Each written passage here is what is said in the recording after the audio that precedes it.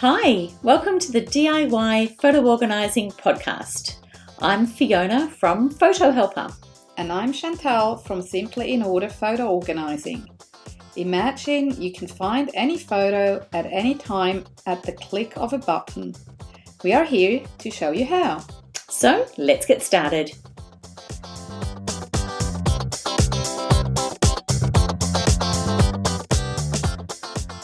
Hi everyone, and welcome to today's episode of our Do-It-Yourself Photo Organising podcast. Yes, hello. Hi, Fiona. Hi, Chantal.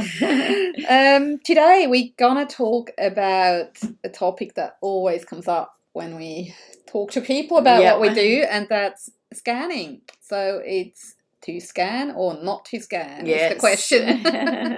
Good. Yeah, so where do we start? Maybe a brief overview. Yep. So we're going to talk about why should you scan photos in the first place. Yes. Obviously, we're always coming back to our why. Yep. Very true. What can you scan? Because there's more than just photos that you can digitize, of course. And what's your options? What's the strategies, especially if you want to scan yourself, which is obviously not personally scanning yourself. But... sorry. Well, that might be interesting. Maybe. Okay. But you do the scanning yourself. Okay. That's a funny thing. You know, we just talk off the top of our head here. You know how it is. Okay. I can always use the excuse of I am not a native English speaker. So. No, that's something I would have said anyway, and I would have found it funny myself. Right. So it definitely was not more that. That's cute. Okay. And then in the end, we're going to talk about once you've scanned everything, where to go from there. What do you do with it? What's the point? and what to do with them. So how about you tell us a bit, why should we scan our photos, especially maybe old photos or photos in general? Exactly. What do you reckon? So there's a few really good reasons why, and we're big advocates for scanning. I love scanning. I mean, even though it's a practical, just the action of scanning things, it gives you so many options, so many, and that's the joy of being able to see it now and play around with the actual image once it's been made digital. So some reasons why we are saying that it's a great idea to scan is because, I mean, obvious reasons. It's just the one image and the one item, and it's very difficult then to share that. But one of the biggest reasons on the top of our list is potential damage or loss of that item. You've only got that one copy, and once it's gone, it's gone. And there are so many, there's just, we think it may not happen to us, or, we don't, we hear so many stories that are just devastating, that people have lost their physical, only one copy of an album, a photo. We've both experienced personal experience with loved ones that have had loss through fire, flood damage. And, really it's just that physical items can be damaged or lost. So that's our first top one. This is a way to save it. Yeah. So that's that. If nothing else, it's really is a key reason why these precious items should be scanned. Also, over time, they take up a lot of space, and even though you don't want to ever get rid of them, we would never endorse that as an option, but definitely you can then store them away safely out of, your sort of your main space. Yeah. And so, it's really that they're just bulky and they're, and there's a lot more flexibility in what you can do with them now. So, they do take up a lot of space. And albums, they get really heavy too, some of them. They can, and so it's just not practical to really look through them as much. I mean, some of those big ones, and then you sort of got to drag a big box out of somewhere, an attic, Yes. and it's just it's not as It's practical. actually funny what you just mentioned about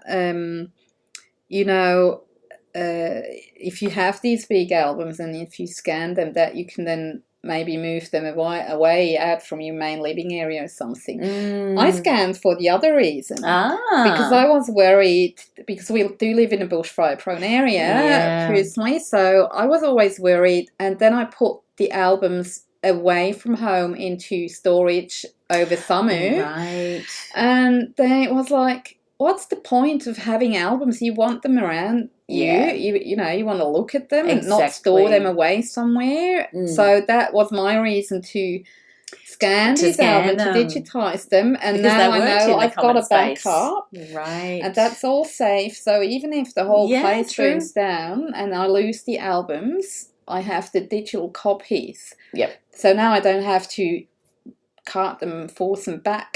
Yeah, that's so true. It is just absolutely came to mind as you mentioned. Other people have them, because they're taking up space in their living spaces, and others they're taking up. You're not able to enjoy them because they're outside of that space. Yeah, exactly. What's the point to have them then? That's right. Yep. Yep, exactly. To enjoy them. And that's the next point really, is exactly that. Another reason why you should scan. We really encourage scanning is to enjoy the photos. Yes. Yeah. And share them with others. I like the sharing aspect. apart from the whole backing up aspect, the sharing is really important, I think. Yeah. And that makes it so much easier. Yeah. And it gives a great opportunity to connect in with extended family.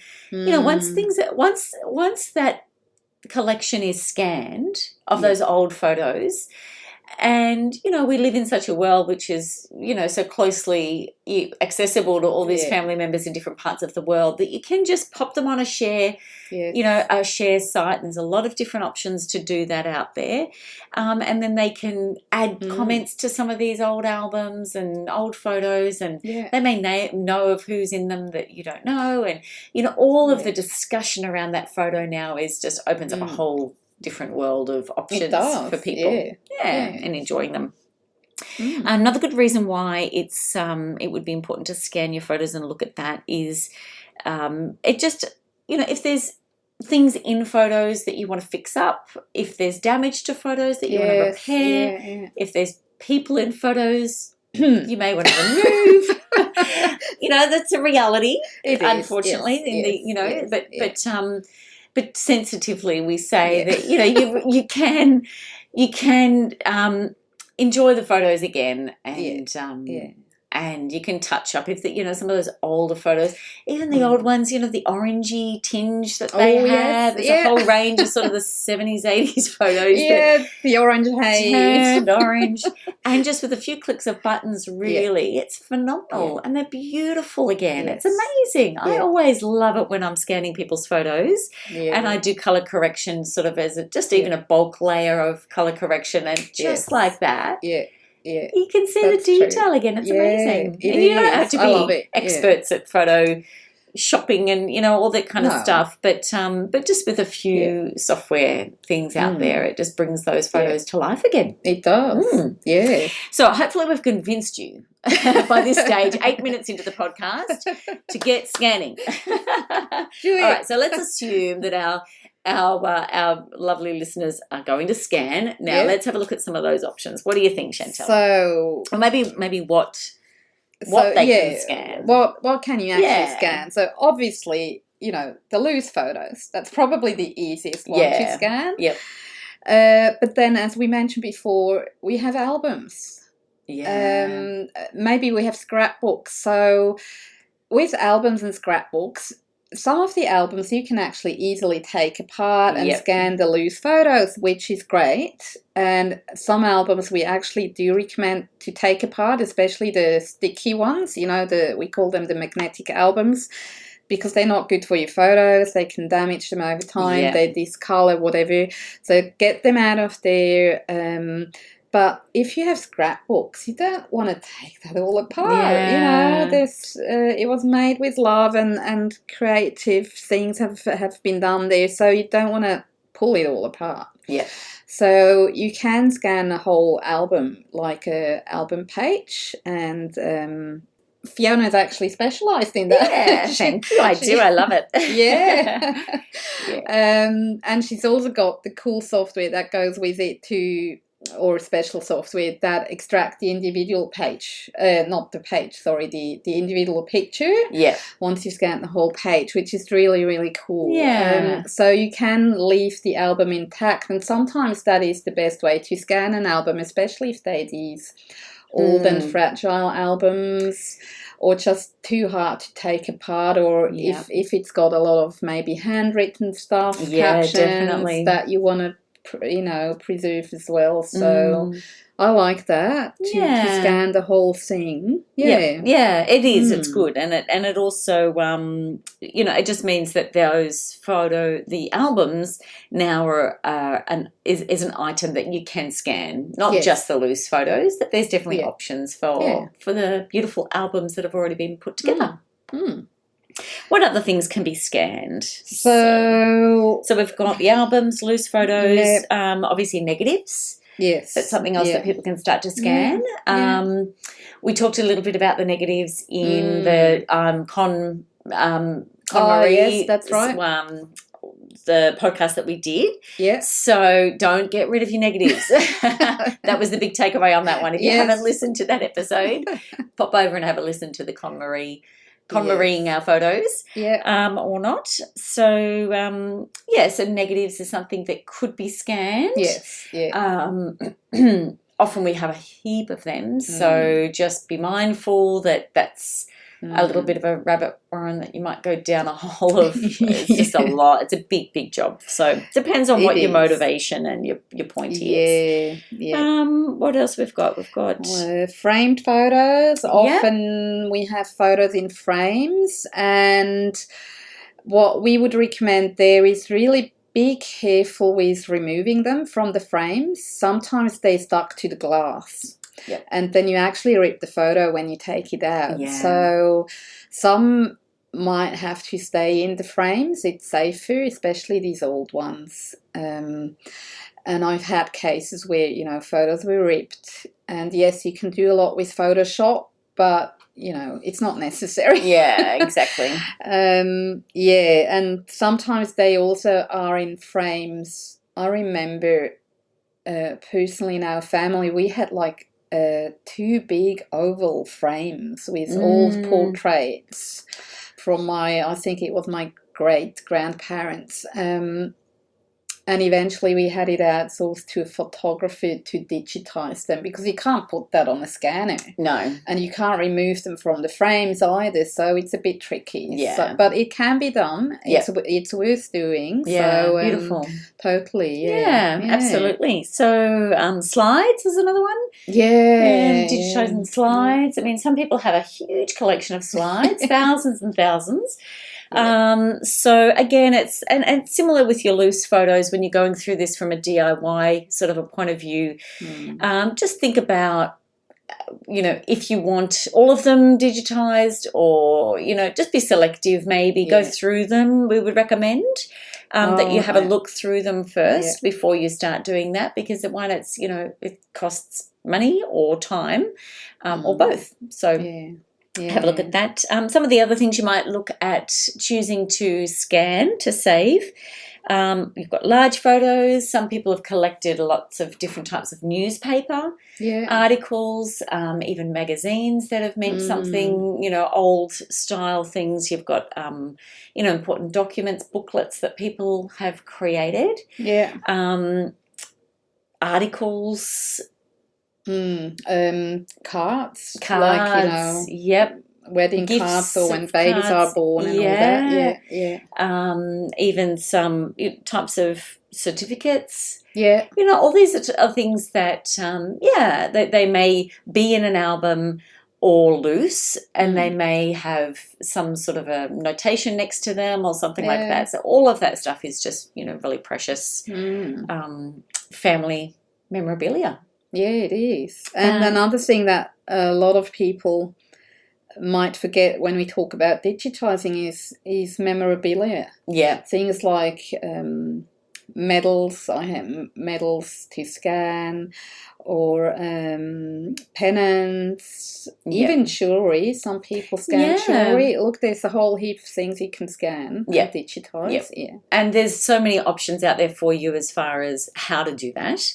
Yeah. Like equipment that you can use, because it's definitely covered out there as an option. So don't think that you need to have all the best equipment and things like that. There's definitely other options that we'll talk about for you to be able to scan these kinds of things. Yeah. All right. So what are these scanning options? What are they? About that. All right. So there's a few things, maybe some of the choices that you might like to start to think about making would be, are you going to do this yourself, or are you going to outsource it? Yeah. So if you're looking at doing these yourself, there are some great options out there. So there's definitely, you can either look at buying yourself, if you're looking mainly just for your photos, buy yourself a dedicated a scanner that's made for photo scanning, which is different to a scanner that's made for documents. And the quality and the options and things like that. So you could look at buying a scanner. Mm-hmm. You could look at renting a scanner, a photo scanner specifically. Yeah. You could look at using an app for scanning, and there's pros and cons to that. You can look at even the end result we're wanting to is digitize the item, so you can do that by using your own camera, an SLR, nice quality camera. Yeah. And you could also go to a different location and scan, doing it yourself still, but go to a place where you can take all your, a box at a time, or, a selection of items at a time, and then you use that scanner at somebody else's location, a store or something like that. Yeah. So there's sort of the things that you might want to look at if you're doing it yourself. And then obviously you could outsource it. Yeah. So if you're outsourcing it, just be aware of, if you're outsourcing it, you've got options again for a local sourced person that you can do it, or company that you could do it for you in your local area. It just means that you literally can then follow your items. You take it there, you see where they are, they come back to you, you go pick them up, and that kind of option. Or it might be off-site somewhere else. So it might be, within your country, in a different location that you have to mail them. Yeah. So, there's a lot of people do that, and there's, some great results for that kind of stuff, but just obviously obvious risks involved, or just things to be aware of.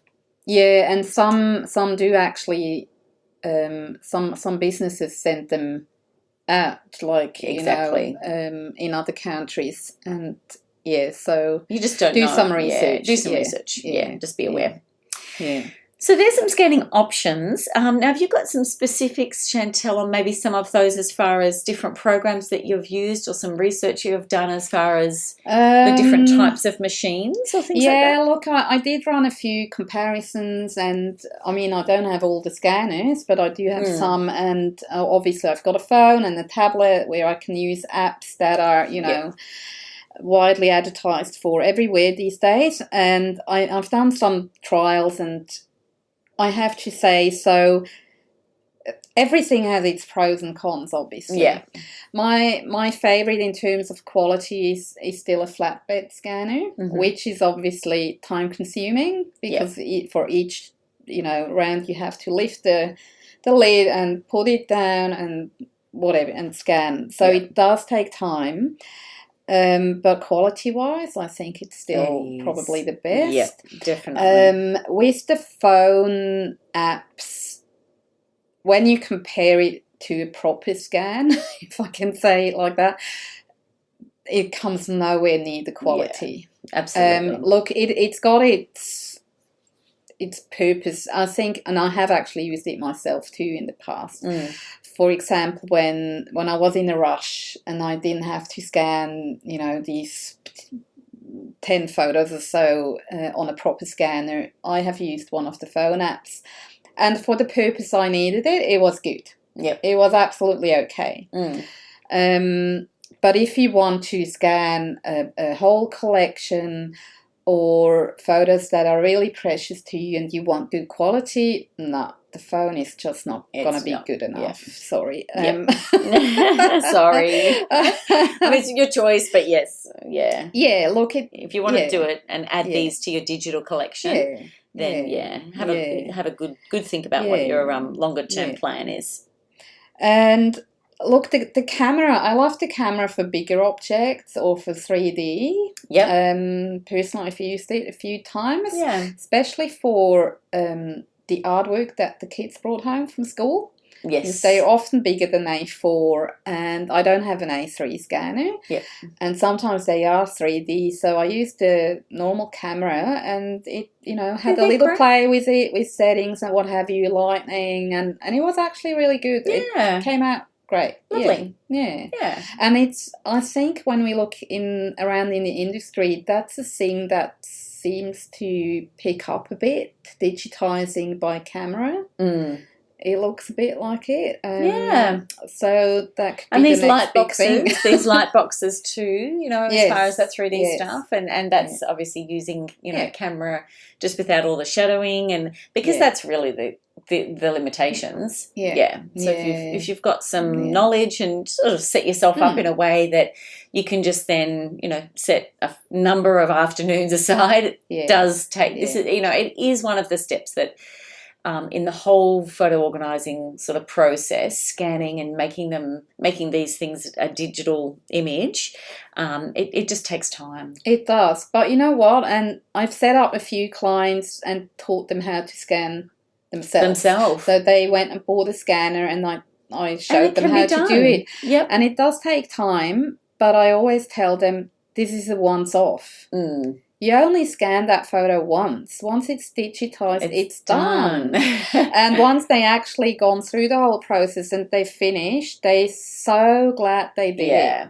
Everyone absolutely. It's absolutely really worth it. It really is, and it's an investment of either time or money, like we were saying. Yes. But it's obviously, if you're listening to this podcast, you've got an interest in your photos, so you're a step ahead as far as you can sense and see why someone would feel that sense of just relief that it's done, and it's it's done once, and you're done. That's the good thing. And then you back up and back up and back up. And that actually also is a good point, because you do it only once.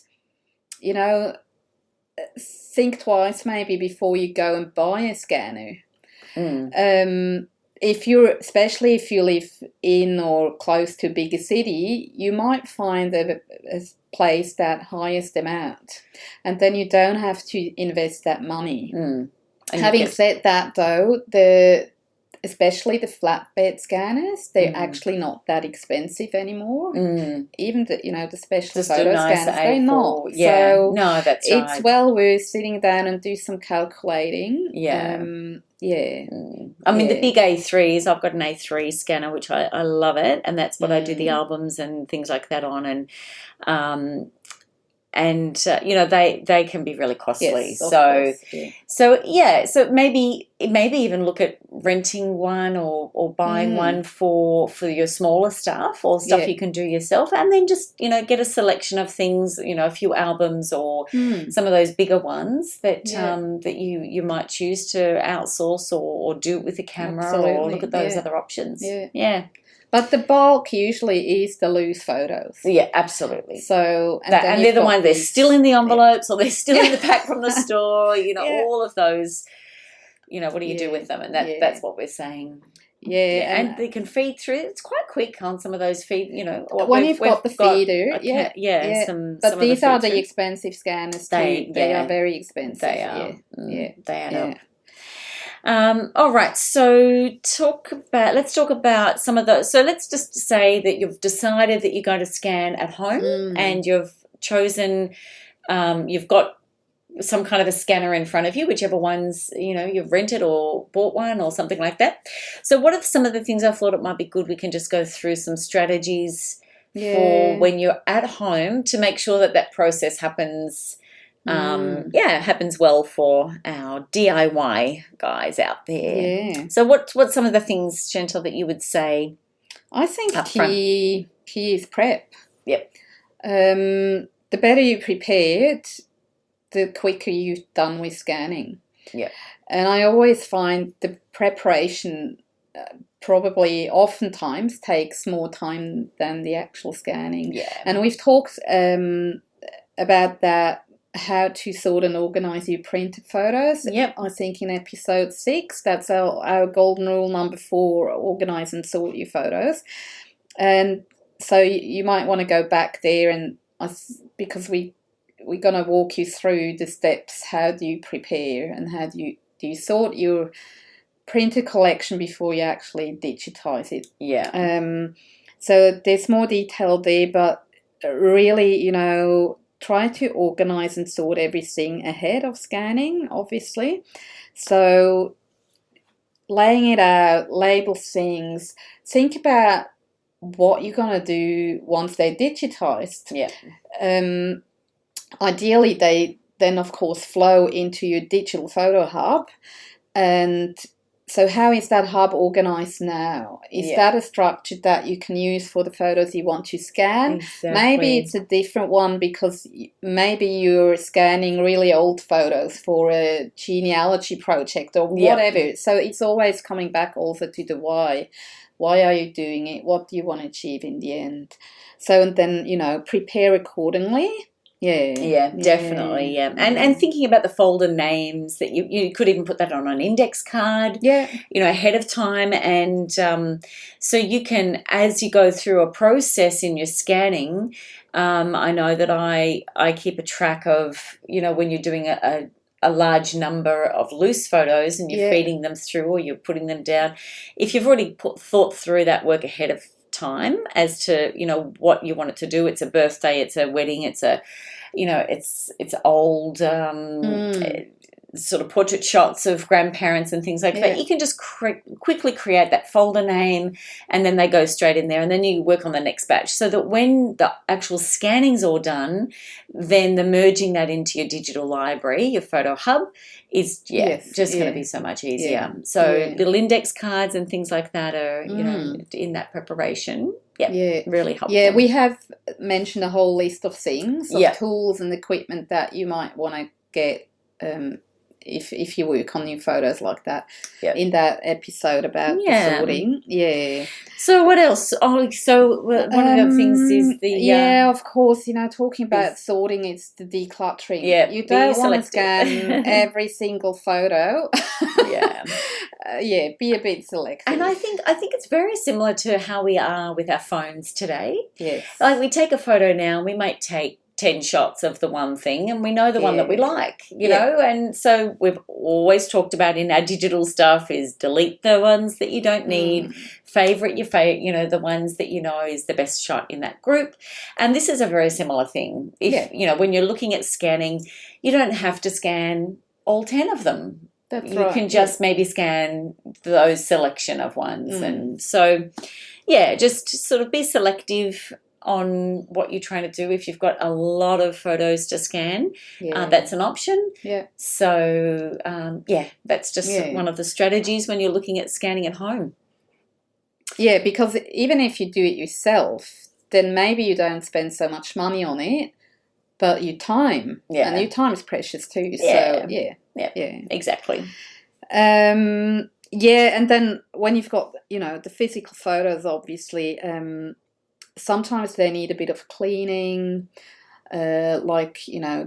brushing them off so the dust goes away. You don't want all the dust on your scanners. If you have to scan things, especially like on a flatbed scanner, and you have to scan, let's say, a framed photo and you can't take it out of the frame. So you have to be really careful that you don't scratch the scanner, because that scratch will then show in future scans. So you don't want that. So be a bit careful, especially with older photos, of course, too. They can be quite fragile. And look at when you're looking at preparing those photos, if there's any wiping off dust and sort of brushing them off, or mold That's a really, just be very, very careful with things like that. So, just be mindful of how you're going to prepare that for your own health and also for the equipment. Yeah. So, Hmm. Other strategies or things to be mindful of before you start and as you're going through this process is just check your settings. On your scanning. So there's a lot of different options in whichever machinery that you're using, either phone or in your on an actual scanner. And just be mindful that you've made your decision on what the quality is going to be as far as the DPI. And so we usually scan, depending on what the outcome of what the purpose of it is to do, about 600 DPI. And we think that that's fine for your majority of your photos. You can go into what's called a TIFF file. You can go increase your scans up to 1200. Like there's a range of different, and sometimes we do that depending on the purpose again. But I think if you wanted them at 600 and you've done that and then you go through all your scanning and you check your settings on your scanner and it's like 150 or 300, you've just done all that job. So just check your settings. Make your decisions and check your settings. And also maybe be aware that settings are different. Let's say you scan photos, that's pretty easy, and what Fiona just said, 600 DPI is usually fine. If you scan slides or negative, that's totally different settings. And for example, slides, I always scan them as TIFFs, not as JPEGs, and really, really high resolution. I make them smaller later in the post-processing, and also do a bit of research what you need to do, because you don't want to do all that work and then find, this is too bad, the quality is not great or whatever.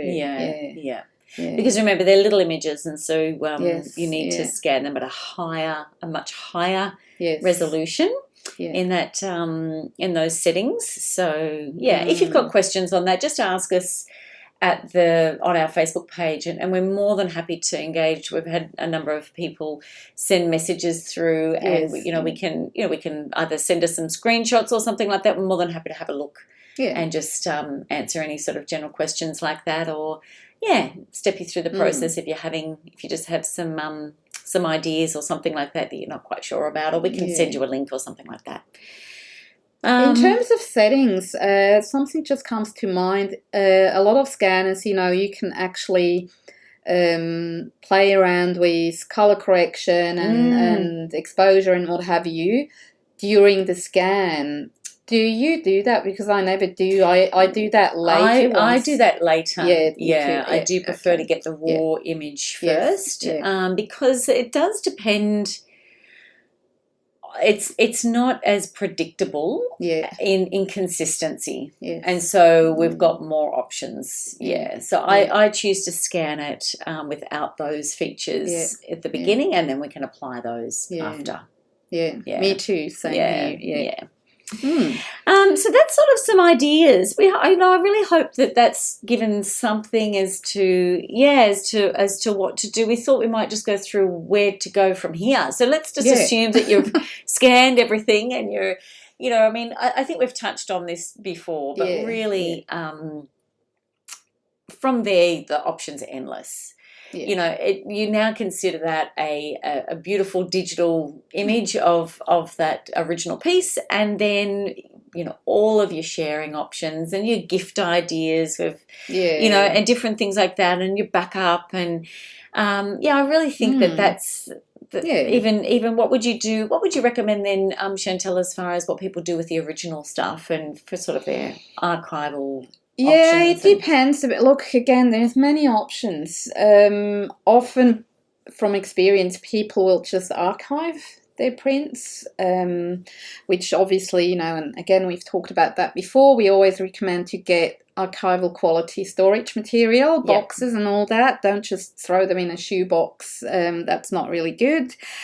And it doesn't have to cost the world, these special materials. But others, let's say, in case of the albums, for example, sometimes they just simply go back into the shelf Sometimes they are being passed on to other people, maybe in the family. I have one client, a scanning client.